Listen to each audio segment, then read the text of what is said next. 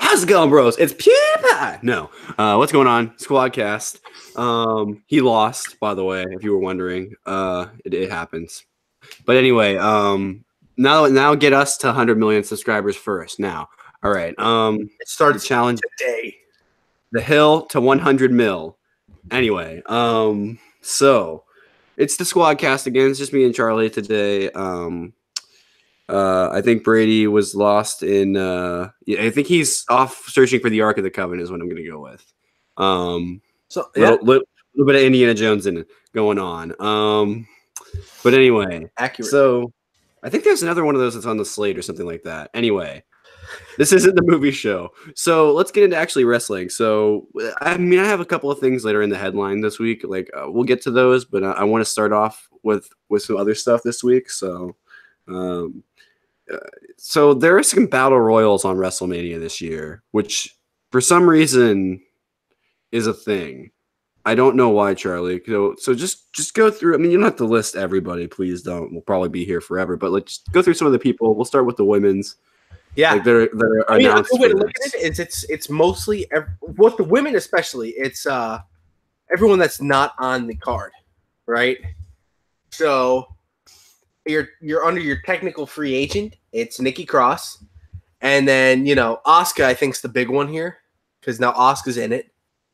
And then pretty much the entire SmackDown women's roster outside of Becky and Charlotte and the Iconics. And then you got the Riot Squad, Mickie James and Dana Brooke. So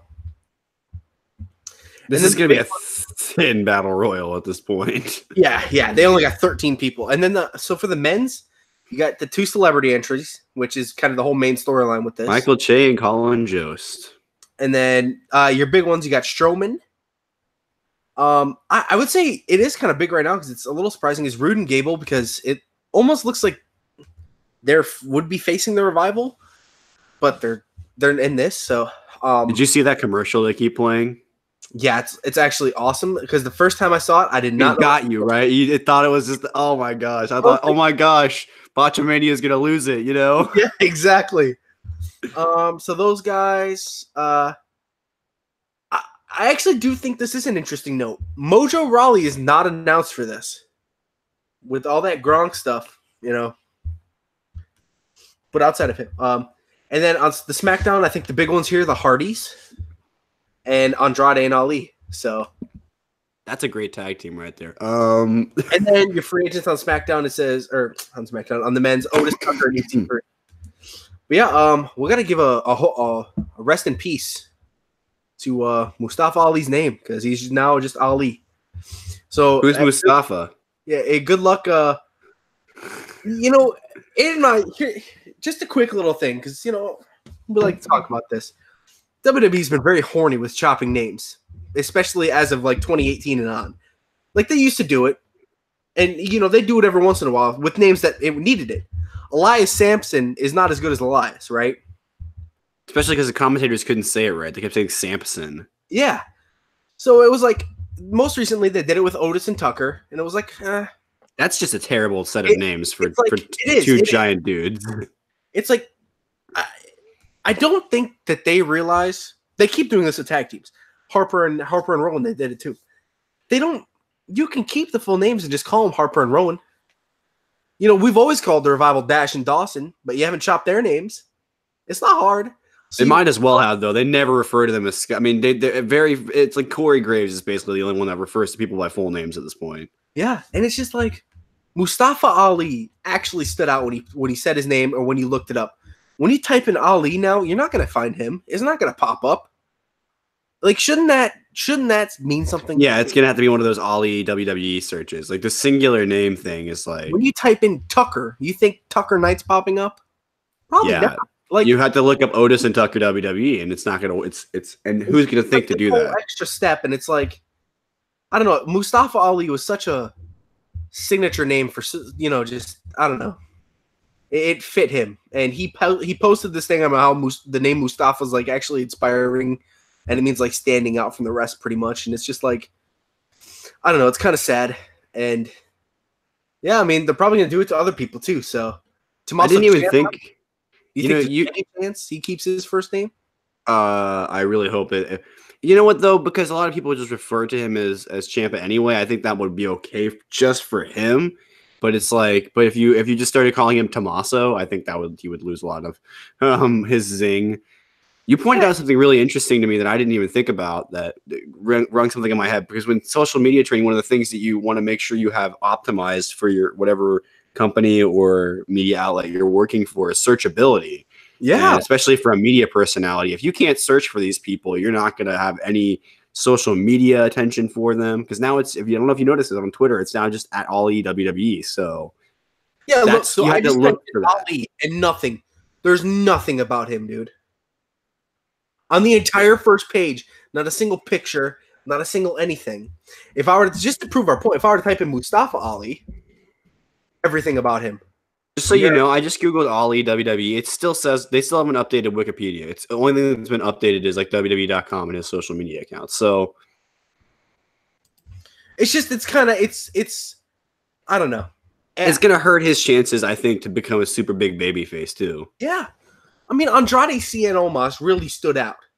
Andrade, it's not as bad as Ali. Well, like it had a nickname with it. They cut off the nickname and the name. It's just, it's so weird. I mean, if Stone Cold Steve Austin was in 2019, he'd be called Steve. Stone Cold Steve, everybody. Steve versus Sean. All right. Steve versus Sean, everybody. It's the main event of WrestleMania. No. All right. Anyways, all right. Sorry about that. So go ahead. Take us into our first little fun thing of the day. Yeah, so there's gonna be this. So WrestleMania has some big matches on it this year. Probably the biggest match I would say is the main event because of how much hype has been building for like the last I feel like really the hype is like the last however many years that women's wrestling has been advancing. Essentially, it's all connected to all that. This storyline's been going since what, Survivor Series with the whole Becky versus Charlotte thing? Or before Survivor Series, because that's when the challenge was issued, was before Survivor Series. So the build to Survivor Series, it's been building since the build to Survivor Series, which usually is the build to something else. So this has all been connected for this has essentially been planned out for the last I don't know however many months. So, which is shocking for the WWE because they kind of changed their minds on a whim, which is exactly what this segment is about. Go figure. Great segue there.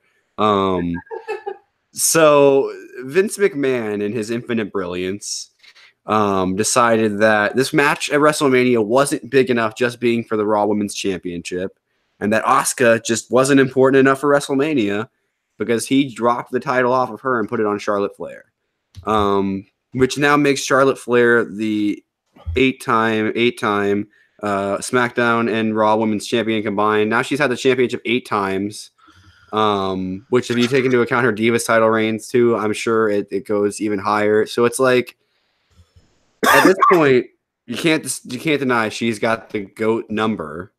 So she, like her father, is like the greatest wrestler of all time of her gender, I guess. But at least in a lot of people's eyes, will have to be now. And do you think they pulled the trigger too early on the 8th wins? Do you think that could have been a great swerve for WrestleMania for her to win it for the 8th time or something like that? This to me just seemed very rushed, obviously, as it's been reported. But the thing I really want to get at here is what this does to Asuka, really. So while you were talking about that, I got curious and looked it up. So for her 8 title reigns, they are counting the Divas won once. So the Raw 3 times, SmackDown 3 times, or Raw 4 times, SmackDown 3 times, and Divas once is her 8 title reigns. All right. Okay, well, good to know. Because I mean, and she won the NXT once, so I guess 9 total. All right, but what was the question? Sorry. Essentially, it was like I threw a lot of stuff in there. So I was saying this felt very rushed, obviously, yes. But what does this mean for Asuka is really what I'm trying to get at in this segment. I guess you have her win this battle royale and then win her title back, make that battle royale almost. Yeah. They gotta do this thing where you gotta get this battle royale to mean something. Last year when Matt Hardy won it, he went and won the tag team championship with Bray Wyatt, which was the storyline set up in that battle royale. So they actually did something with it. The year before, they did the whole Jinder and Mojo thing. And I mean, it worked out for Jinder. He won the SmackDown the WWE Championship, right? But Didn't really work out for Baron. Yeah, but the women's, Baron, he got stuck in a 3-month feud with Ziggler, and that was about it. The women's last year, though, Naomi won it, and I don't want to be sounding correct here, but I believe I think she had a title reign at some point, but I think it was before that. I don't think was it before. It might have been. She might have been another one of those ones they took the title off of just to put in the Battle Royal. I mean, or she may have lost it way before then. I don't remember. That's how little they've booked Naomi on SmackDown. Period. Like, yeah. For being one of the only women to have held that championship on that brand, she should be doing more, but whatever. Yeah, so it was not this year because Charlotte was champion at the time, and then Carmella won the title. So yeah, I didn't even know if Naomi challenged for that belt like on a pay-per-view after winning that Royale. So they got to make sure they don't do that again. There might have been. No, that wasn't her injury return, was it? I have no idea. Yeah, it was just she was a good choice for the winner. That wasn't Bayley or Sasha, which is what everyone thought they would do. So it was kind of like a little swerve. Maybe I didn't watch that Battle Royal. I don't know. Maybe it was in the pre-show. I don't know. Yeah. I don't know. I guess have Asuka win the Battle Royal as your only bet if to do something with her. But does that even do anything for her? Because does this Battle Royale really mean anything if Naomi can win it and we don't even know what she did with that? If yeah, they're gonna have to make it mean something. That's kind of all that goes into that. So it's like, here's the thing, right? Trust them to do that. Here's what you do: you bring out a bunch of people from NXT and from the Mae Young Classic, like you have your Casey Catanzaros, whoever, right? And then you have, I don't know, Alexa Bliss, the host of WrestleMania, come down and say, the winner of this match will be the next challenger for whatever championship they want, or something like that. Huge. Instantly. Because if you have some tag teams in there, that means the tag titles are now up for grabs too. That's what it should be. Honestly, what you just said, and that took, 2 seconds, and you figured out how to make people care about this fucking thing. Excuse the language. No, but see, that's the emotion. I mean, that's how we feel about this, because it's so simple to just change some of these things around and make a decent wrestling show. Like I've never booked a wrestling match. I fantasy booked wrestling matches, and I thought I did an okay job when I did that. But the thing to me that I've noticed is that simplicity is usually the best thing in wrestling, because if you try to overcomplicate the storyline too much, or you just don't put enough importance on the thing, like a battle royale used to mean something. Battle royal used to mean something. A game of Fortnite used to mean something. No, a game, a wrestling event used to be like prestigious to a degree, and now it just feels like a joke to a degree. That might be a hot take, but that's how I feel. Oh yeah, it's like you gotta. NXT did that in 205 Live. They all did that. Worlds Collide for the Royal Rumble event, right? And the winner got to pick their title. This was in 2019. You can grab that logic, put it on your WrestleMania kickoff show, and get more eyes watching that. That's the thing. Like, if you're gonna have the kickoff show be like streamed on like YouTube, and I think it gets like other social media streams, Facebook, like it's on Twitter, it's everywhere. Right, you can watch it. You can literally pull up your phone and watch it wherever. And I usually do watch it on YouTube. You could do something like making. You know what? I'm actually thinking that's a great spot for this battle royal, because if you put that title shot stipulation on there, now everyone's interested to see who's going to potentially win this, and they are going to want to pretty much tune into Raw the next week to see who they're going to challenge. You know what I mean? Yeah. So, or SmackDown, depending on whatever brand the winner's from. So. And this battle royal has been severely hurt by the tag team match, because 8 women that would have probably, most of them would have been in this battle royal, including, Beth Phoenix probably as well. It did not need to be in the tag title match, but they would have definitely been battle royal people. Yeah. Well, they were the last contenders, so yeah. Yeah, let's move on from this to the men. Well, we talked about the men's too. Let's move on completely. I'm over the battle royals. They're so pointless. Yeah, because the Asuka and the battle royal stuff kind of went together anyway. So exactly. Other pre-show kind of related stuff. So the Access this year is going to feature a bunch of matches from the Worlds Collide stuff. I don't know if it's going to be maybe some of them will be rematches. I don't know, but I mean, everyone that was in that tournament more or less has incredible in-ring work. So, the biggest note from this is Harper is on this. Luke Harper. So he probably won't be on SmackDown or Raw. So it looks like it's anytime soon. NXT alumni. Harper actually posted this big thing about this. He said he's been cleared since February 6th, and ever since he went out for surgery, he has not been brought to one TV. And he's 39 years cleared old. For over a month almost. Yeah, he went on this thing how he's 39 years old and he doesn't know in himself what he can even accomplish anymore. And he's like these thoughts get in your head, and it's I don't know. If they give him a mic sometimes, I think he could really do something special with his words. But these couple matches, they're kind of cool. NXT versus NXT alumni is the tag here. So Roderick Strong versus Tyler Breeze, Dominic Dijakovic versus Harper, Sanity versus Undisputed Era, and Cassius Ohno versus Aiden English. We were actually talking about that before the show, and we didn't even know it. What a strange NXT versus NXT alumni match. Wow. Cruiserweight Worlds collide. Tyler Bate versus Brian Kendrick, Tozawa versus Jordan Devlin, Flash Morgan Webster and Mark Andrews versus Arya Daivari and Mike Kanellis. Is Beta officially on 205 Live? No, this is it's all of them. Sorry. So they're just mixing him up at that point. Okay, because the NXT people. So they're just doing NXT versus NXT matches because they can't be in the rest of the whatever. Anyway. And then Albert Hardy Jr. versus Grand Metalik versus Ligero. So Ligero getting TV time. Get a little thing. Ligero. I remember watching Ligero matches before WCPW folded into Defiant, and I remember you telling me about him.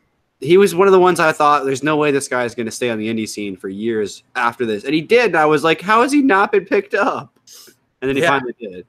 I saw he's pretty over in the UK too. So extremely. He's just a British guy in a lucha mask, but he's still pretty cool, Yeah.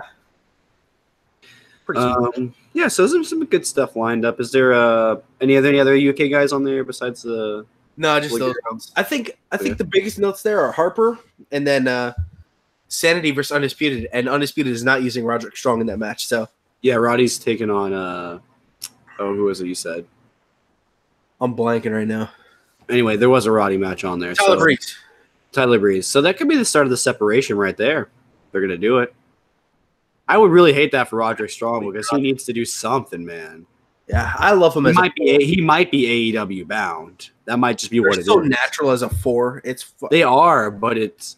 I've heard it suggested. I don't remember where it was, but I've heard it suggested that might be the way they're going. I mean, it's not behind anything concrete. It's just someone's thought, but I could see it happening. WWE the way the WWE does it. All right, so a federation. So let me tell you about something. No, let me tell you about some news here. So Bray Wyatt was gone for a significant amount of time, and in that time, he did what any good man would do, and conceived a child. And no, but seriously, no. Jokes aside, Bray Wyatt's gonna have a kid. I don't know if he has kids already. He might. He actually does. He's going to have another kid, which I'm sure is going to complicate things completely. So, but yeah, I assume that means JoJo probably will still not be back for a significant time after she has the kid too. But so I don't know how long that'll be, like a year or something too, so she could be gone for, or however long it takes to get rid of the kid. I can tell you what, I do miss JoJo. She was actually just so natural, especially with her, ladies and gentlemen, Elias. And her replacement that's clearly on NXT that one day when she wants to retire. Yeah, no. But I hate when you can tell that they're casting for someone like that, when you can see that when Corey Graves is done, it's probably going to be when Nigel McGuinness is 50 is finally when he's going to get a shot. You know what I mean? Yeah. So, but anyway, it's just a small little note. Bray Wyatt's having a happy life. Good for that guy. He's a great wrestler, man, and great character. But so in the title, the other title thing, we'll hit that here. So we're not, again, I don't think we'll spend that much time on this, but the Dusty Rhodes Classic 2019 just finished up. on this. Well, not on this past Wednesday, really. Whenever the Wednesday before, I guess, or whatever, when the tapings were, or 2 Wednesdays before, whatever it was. Yeah, days before or whatever. And it was Forgotten Sons versus Ricochet and Aleister Black, which still need a tag team name.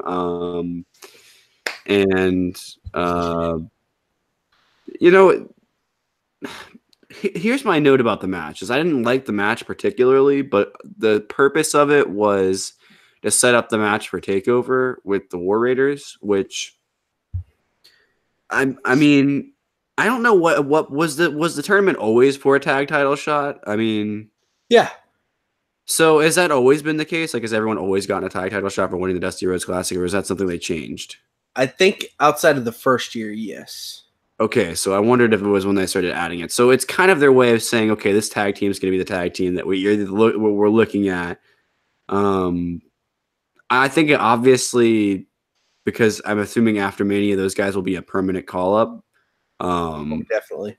They're probably not going to win, but that'll be their last hurrah taking on the War Raiders, which that's going to be a great match. Let's be honest. Oh yeah.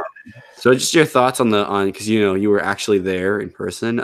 So what was the experience of the match like there live?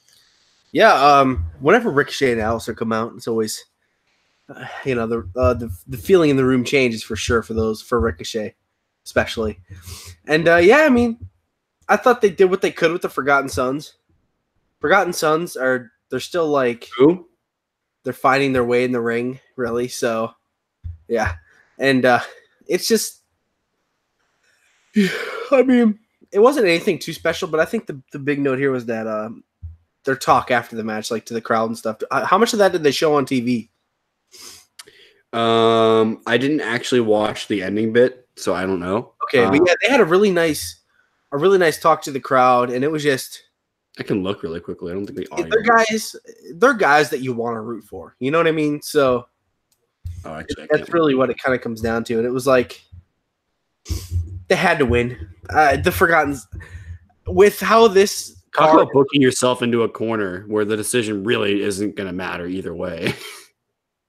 I think it's too early. If you put Forgotten Sons in that match, one, the match isn't going to be that great, but two, you can't put the strap on them, so you can't do that with Aleister and Ricochet either, unless you just feel crazy, I was really hoping the way that this tournament was going that it would have Street Profits in the final against them, but they had Mustache Mountain Beach Street Profits. You were hoping. That's my favorite tag team, but that didn't happen. Yeah, they got this weird thing about not booking the Street Profits over. It's like kind of strange, but it is what it is. We were talking a little about the kind of stuff before the show, and it's just. I think anyone that is paying attention knows kind of what we're getting at here, and I think that's one thing that needs to change. But whatever. Like how the hell have the Street Profits not touched? No, have they even had a title match on TV? Like, have they ever been given a title? I don't know. They definitely have it on TakeOver or on TV. Probably, maybe. I feel like it's pretty often. They're not even at tapings, man. Like at this point. Like, honestly. Well, I think part of the problem is that a lot of people that like the Street Profits only like one of them, and which I think is stupid because they both have – because that tag team wouldn't work without both. It really wouldn't. No. I mean, it's like if you go back to the Rockers back in the day, super kick through a window or not, without Jannetty, that team doesn't work. You know what I mean? Like – yeah. So, I mean, Shawn Michaels could have probably gotten over a paper bag, but that's the thing. You know what I mean? Like – yeah, exactly. It's just kind of crazy. Hopefully, I think the Street Profits should have a good 2019. I think. I mean, we'll talk about it next week, but I don't think Aleister Black and Ricochet are bringing these. Maybe they bring the belts to Raw or to WrestleMania, right? That would be right. Like they book a tag title match where they're in it, and they should have won the right to that match already. They've pinned the champs a couple of times, I feel like. So, but whatever. A lot of it. The theme of this year's WrestleMania is overbooked and nobody cares. Literally. It almost feels like the matches that they haven't put that much effort into are the ones that I'm like more excited about. AJ versus Randy. Even Joe versus Ray could steal the show. Oh, dude. Honestly, most of those singles matches, I'm like, part of me's excited in one way or another. Rollins versus Brock is going to be a bore fest, probably. Yeah. Unfortunately, the match itself, I mean, it'll be great when Rollins probably wins, if he does. That's the thing, actually, I want to hit really quickly, and this is something a lot of people have been saying. Since there's 3 people, Kofi, Rollins, and Becky, that are baby faces and are going to probably one of them or 2 of them or 3 of them is going to win, probably only 2 of them will win if they do. They're going to do that. And if I have to guess based on history, not going to be Becky. But if they want to change things this year, then it's probably not going to be Kofi. Yeah. Because Rollins won the Rumble, and he's the only actual Rumble contender that still has his Rumble shot. Because Becky's was deleted. I'm assuming by Matt Hardy backstage. But yeah. How do you open this show? How do you open this show? Actually, we'll get into it when we do our WrestleMania predictions next week. I mean, I could give you. I mean, it'll change by then because we'll have more matches. Give a tease. Give a tease to the people. Batista would be a good opener. That's another singles match that could be really good. Oh yeah. Because let's be real, in all of the matches Triple H has had in the last few years, he hasn't been bad. No.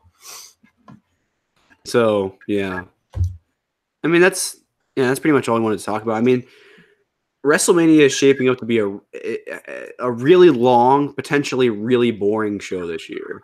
It's either going to be an A clusterfuck of stuff nobody cares about, or they're going to actually just say, you know what, let's try something different. And who knows? But hey, I mean, if there's 16 matches and they do 4 on the pre-show, maybe it won't be completely bombarded with 12, but God, I have no idea. Unless you got like Kurt Angle maybe going like a 3-minute match, Brock and Rollins probably like 5, right?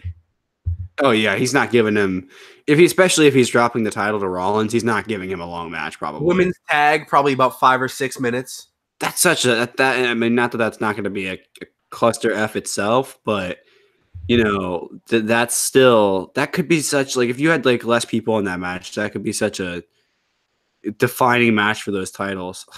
If you took out Nia and Tamina, I think you got more people interested right now. Yeah. Because then you got SmackDown Raw and a team that's got a Hall of Famer and Natty, who's a future Hall of Famer. But yeah. Wrestling is just in a weird flux state right now, and I don't know where it's going to lead. Hopefully somewhere good. Hopefully we get a redux of the Monday Night Wars type environment I hope that this is just the scrambling phase that I'm sure happened when WCW took over. Yep. When took over, when they became a threat, a very like a legit threat. AEW is like legitimately a threat. And they haven't had one show yet besides All In. And All In was not under the banner of AEW. So yeah, they still don't even have the rights to it. To All In and stuff? They don't have the rights. So yeah, there you go. So yeah. But they have the name, so that their next oh yeah, they have the name. So I'm sure that in some way they probably have access to it. Like they probably could show footage from it, but I don't know. But yeah. Yeah, I mean let's be honest though. AEW, super big threat already, and so Vince is freaking out. He doesn't know what to do. And he hasn't known what to do for a long time, so now he's even more scared. So, but that's gonna do it for this episode, guys. Make sure you like and subscribe. Hit that little bell so you know when we go live. Ding! There's your little thing. All right, and we're out of here, boys.